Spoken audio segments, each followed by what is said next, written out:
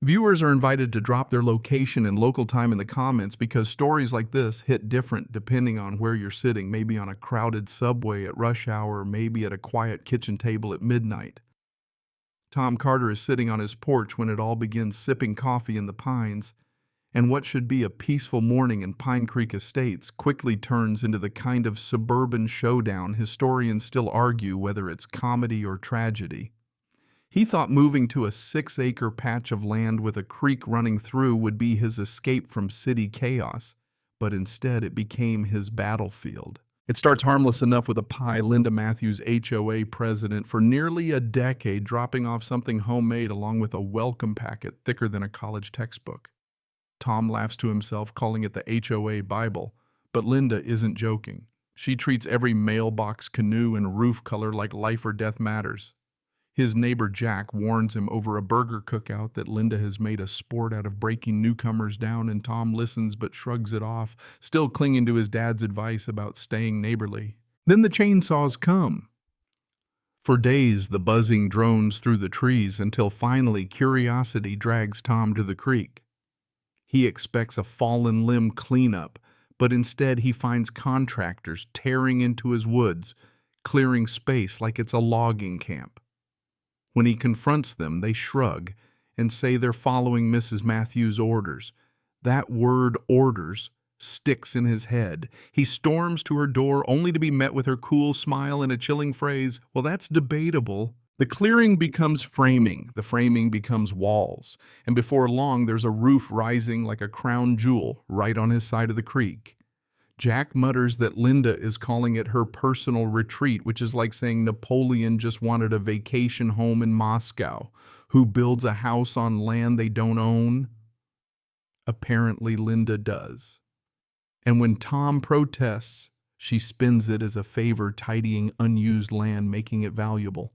That word curdles in his stomach. The turning point comes one night under work lights and diesel fumes when Linda rolls her SUV up the dirt track like she's queen of the pines. She leans out and tells Tom flatly he doesn't belong on his own creek bank. Something in him hardens then. It's not just about property lines anymore. It's about principle. He spends sleepless nights poring over deeds with his father's name survey maps that make it crystal clear, while Linda plays her hand with midnight stakes, orange ribbons marking new boundaries she's conjured out of thin air. He catches her red-handed phone recording in the dark, her smugness flickering for once. That's when the Cold War becomes open conflict. Evidence piles up, photos, videos, documents, and Tom realizes he's no longer just a homeowner. He's the lone defender of history's least relaxing cabin retreat. He wanted peace in the pines, but what he got was a lesson in how far one HOA president will go when power and property become blurred. The chainsaw battle might have lit the fuse, but what came next was the explosion. Tom wakes to find an official-looking HOA violation notice on his front door about his fence height, an old trick in the Karen playbook punished with paperwork until the target caves. He laughs bitterly. The fence hasn't changed in years. It's not about wood and nails, it's about intimidation. Historians still argue whether HOA fines were invented for community order or as a modern form of suburban hazing, but Tom knows which side he's living through. Linda doubles down with theater. A shiny HOA sign pops up in the middle of his land like it sprouted overnight, proclaiming Pine Creek Community Cabin. She isn't just stealing dirt, she's stealing narrative. Soon she hosts a grand opening complete with flyers, balloons, and a microphone. Neighbors mill around with paper plates, nodding politely while Tom stands on the edge, seething phone camera rolling. He interrupts her speech, calling out trespass, and gasps ripple through the crowd.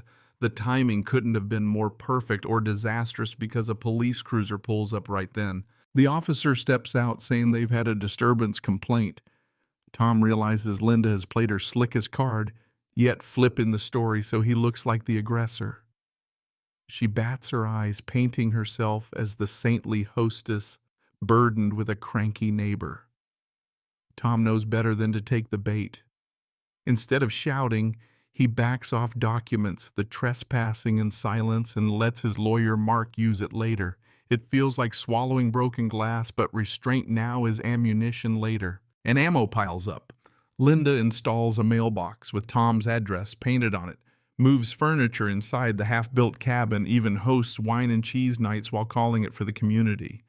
To anyone squinting from afar, it looks legitimate. But Tom has footage of her midnight stake planting county records showing denied boundary adjustments and stacks of surveys with his father's signature.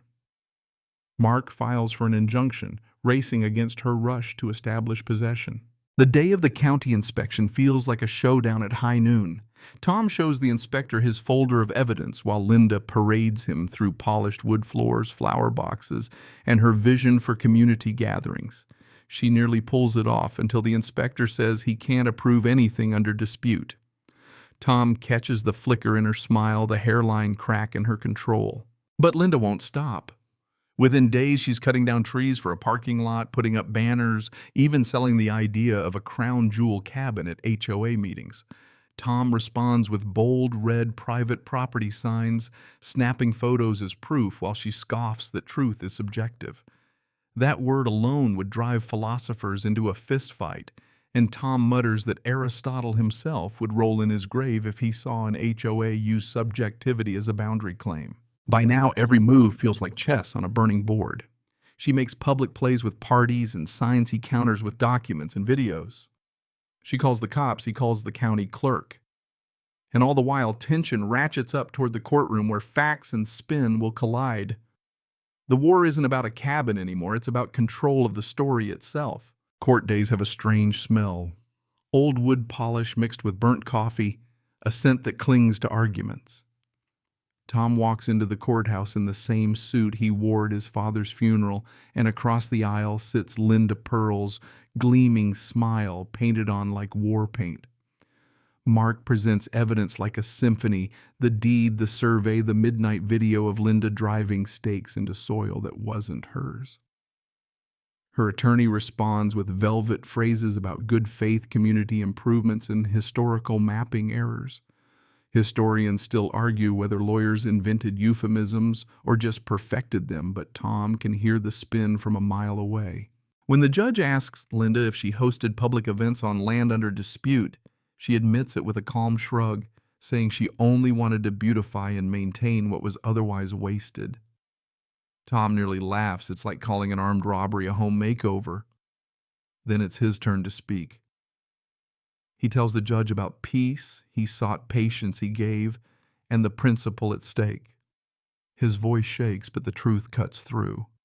The judge orders an injunction. Linda must cease all activity, remove personal property, and respect the pending trial. For most people, that's the end. For Linda, it's the beginning of contempt. Within an hour, she's unloading furniture at the cabin, daring the ink on the judge's order to dry. Tom films every wicker chair, every lamp carried inside, and marches to the sheriff's office.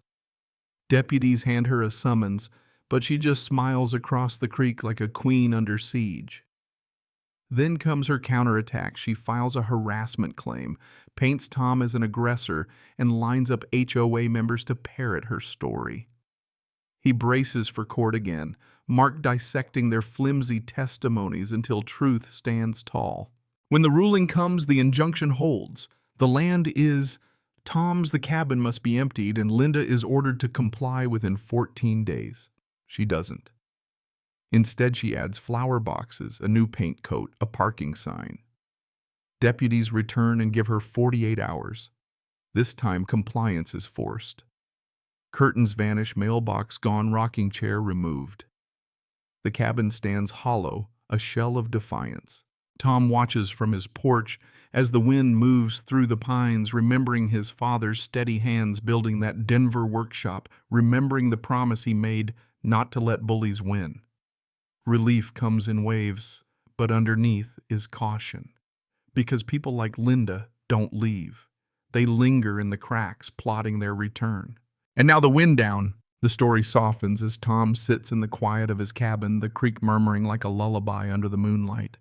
The woods are no longer filled with saws and hammers, but with the natural rhythm of crickets and rustling leaves.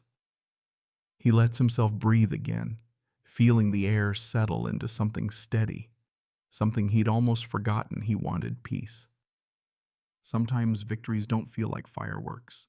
Sometimes they feel like silence, like space reclaimed, like a long exhale after years of holding breath. Neighbors will talk, gossip will swirl, and maybe Linda will still flash her pearl smile in grocery aisles, but Tom knows the line is drawn and defended.